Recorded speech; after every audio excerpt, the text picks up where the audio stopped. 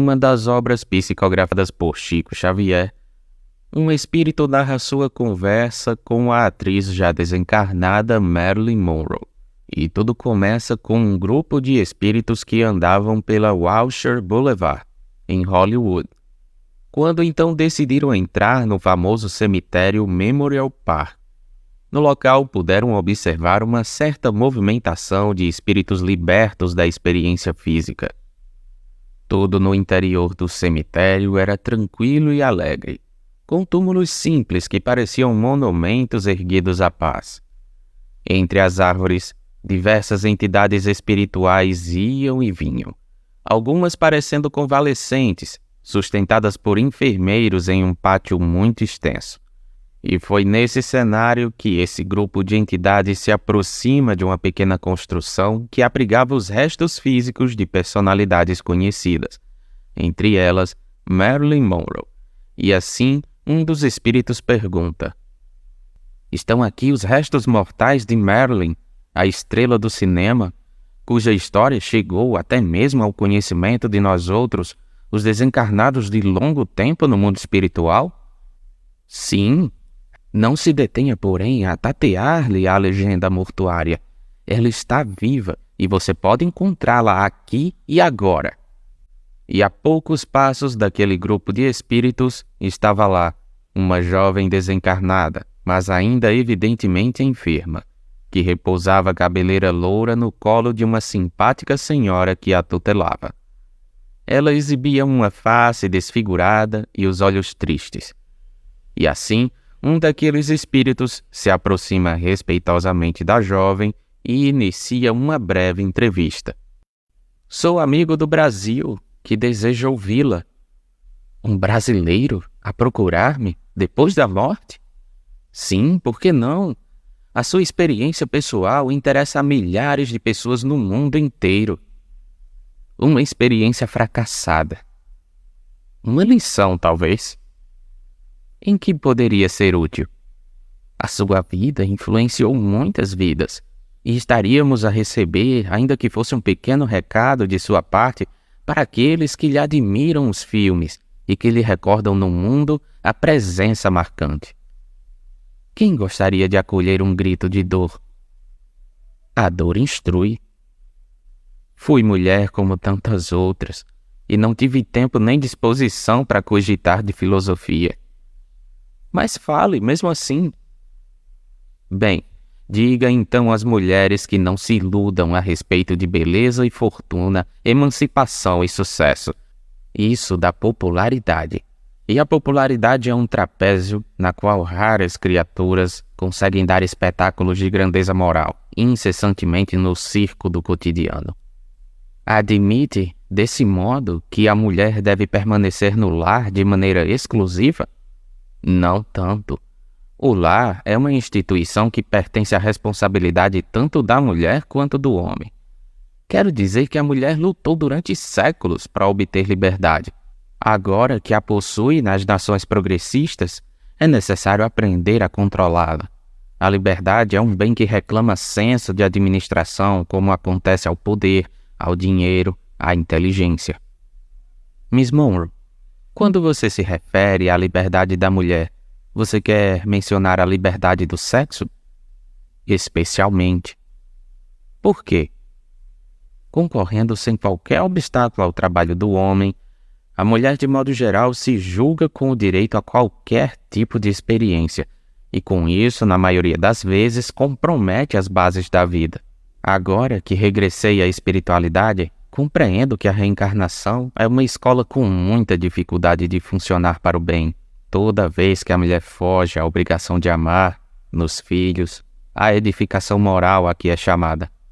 Deseja dizer que o sexo pode ser comparado à porta da vida terrestre, canal de renascimento e renovação, capaz de ser guiado para a luz ou para as trevas, conforme o rumo que se lhe dê. Seria possível clarear um pouco mais este assunto? Não tenho expressões para falar sobre isso com o esclarecimento necessário. No entanto, proponho-me a afirmar que o sexo é uma espécie de caminho sublime para a manifestação do amor criativo, no campo das formas físicas, e na esfera das obras espirituais.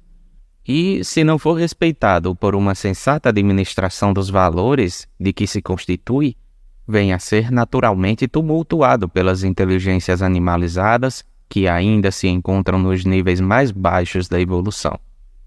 Miss Monroe, devo asseverar-lhe, não sem profunda estima por sua pessoa, que o fato de você ter abreviado sua própria vida não lhe alterou a lucidez. A tese de que eu abreviei minha própria vida não é verdadeira como foi comentada.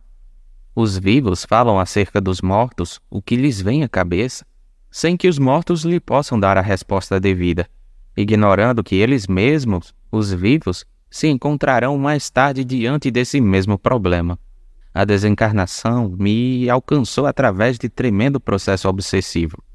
Em verdade, na época, me achava sob profunda depressão. Desde menina sofri altos e baixos em matérias de sentimento por não saber governar a minha liberdade. Depois de noites horríveis, nas quais me sentia desvairar por falta de orientação e fé, ingeri, quase semi-inconsciente, os elementos mortíferos que me expulsaram do corpo, na suposição de que tomava uma simples dose de pílulas mensageiras do sono. Conseguiu dormir na grande transição? De modo algum. Quando minha governanta bateu à porta do quarto, inquieta ao ver a luz acesa, acordei às súbitas da sonolência que me confiara, sentindo-me duas pessoas a um só tempo. Gritei apavorada, sem saber de imediato identificar-me, porque lograva mover-me e falar ao lado daquela outra forma, a vestimenta carnal que eu largara. Infelizmente para mim, o aposento abrigava alguns malfeitores desencarnados que mais tarde vim a saber, me dilapidavam as energias. Acompanhei com indescritível angústia o que se seguiu com o meu corpo inerte.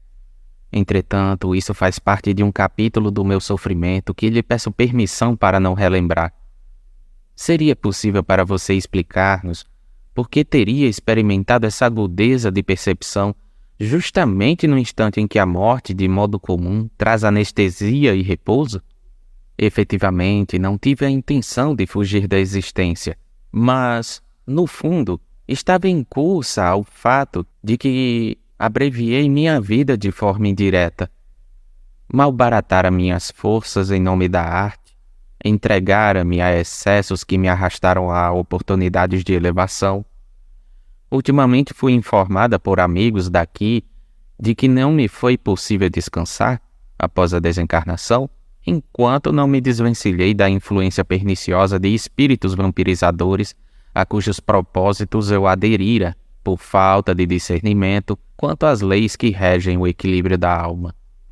Compreendo que dispõe agora de valiosos conhecimentos em torno da obsessão.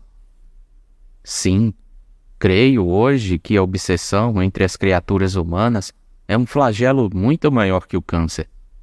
Peçamos a Deus que a ciência no mundo se decida a estudar-lhe os problemas e resolvê-los. Miss Monroe, foi um prazer para mim este encontro em Hollywood. Podemos, por acaso, saber quais são seus planos para o futuro? Ela emitiu um novo sorriso, em que se misturava a tristeza e a esperança.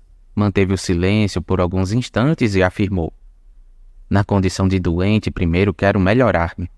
Em seguida, como aluna no educandário da vida, preciso repetir as lições e provas em que falhei. Por agora não devo, e nem posso, ter outro objetivo que não seja reencarnar, lutar e reaprender. Então aquele espírito encerrou a entrevista, e assim Marilyn Monroe agitou suas pequeninas mãos em um gesto de adeus.